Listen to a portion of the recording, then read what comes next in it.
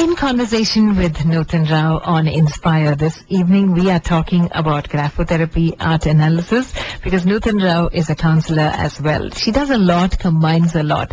In fact, sharing some case studies for those of you who missed, she was talking about the nephrology department that she interacts with, wherein patients who are with kidney failure problem, generally when they have no hope of life, write on a sheet of paper without leaving a margin. And a patient who's either got a transplant or is on dialysis with some hope automatically leaves a margin. Now that is very fascinating for me personally, Noothan, when I heard it. And when we talk about graphotherapy, now therapy is something to calm your state of mind. So what are the different things that graphotherapy can do? What is the magic of graphotherapy? Yeah, magic. Oh, definitely we can call it magic because graphotherapy, it's a new aspect.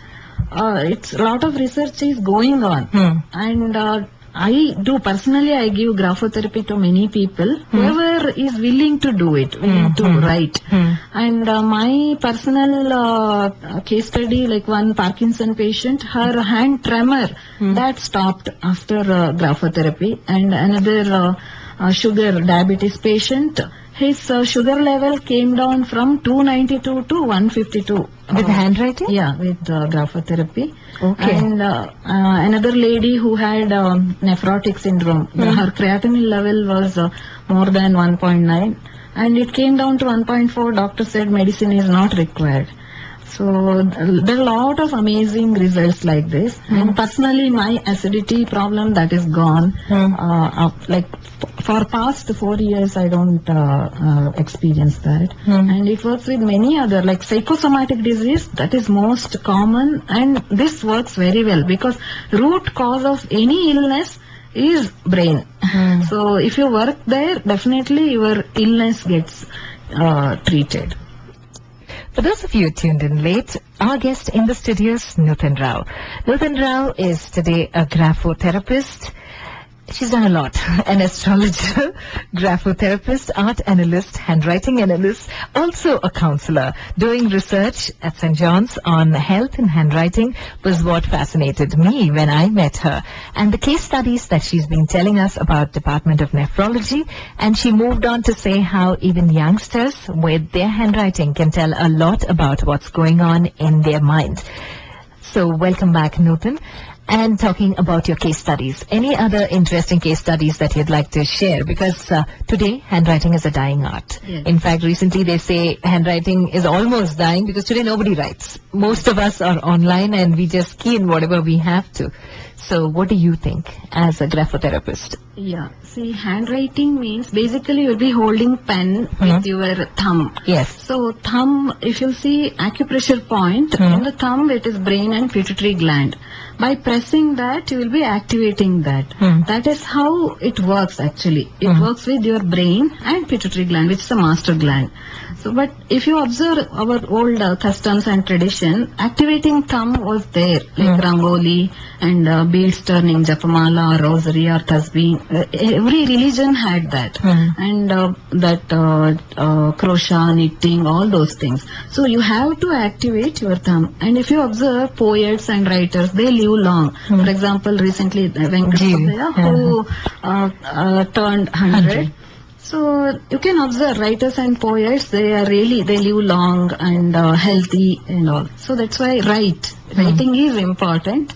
And in young age, it works like pranayama. So after certain age, you can do beads turning and all. But now in young age, you write it. It's good habit. And it worked with the autism people, children, dyslexia and eye disorder. Okay, here I want to ask you something. Now, these are problems that maybe they did not diagnose years ago, but now it's pretty rampant. Even attention disorder, hyperactive syndrome, ADHD is something very common amongst today's children, especially when it's one kid in the family, then it's even more common.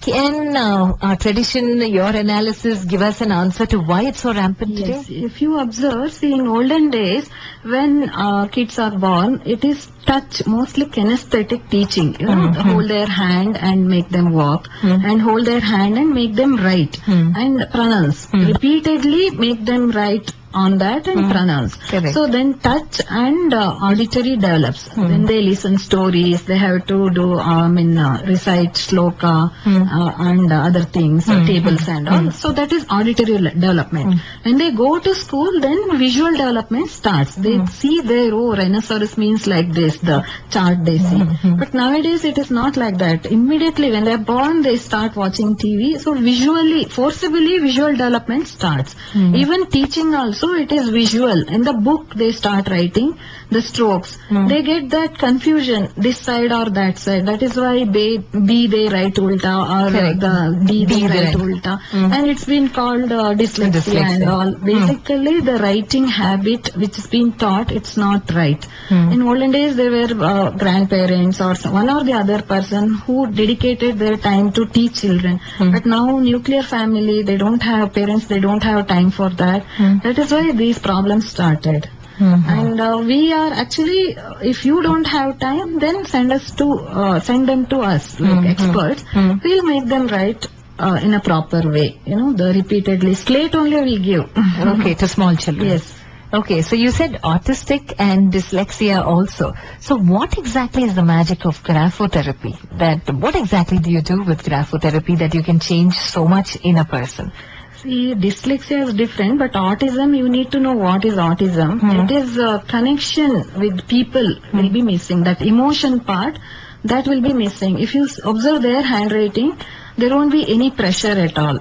Basically, children when they write, they put lot of pressure, but autism children in their handwriting, pressure will not be there. Pressure means connection, the intensity.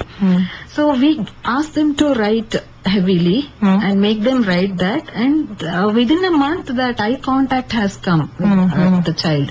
It depends upon the autism, what autism it is, visual or auditory and all. It will work. Okay.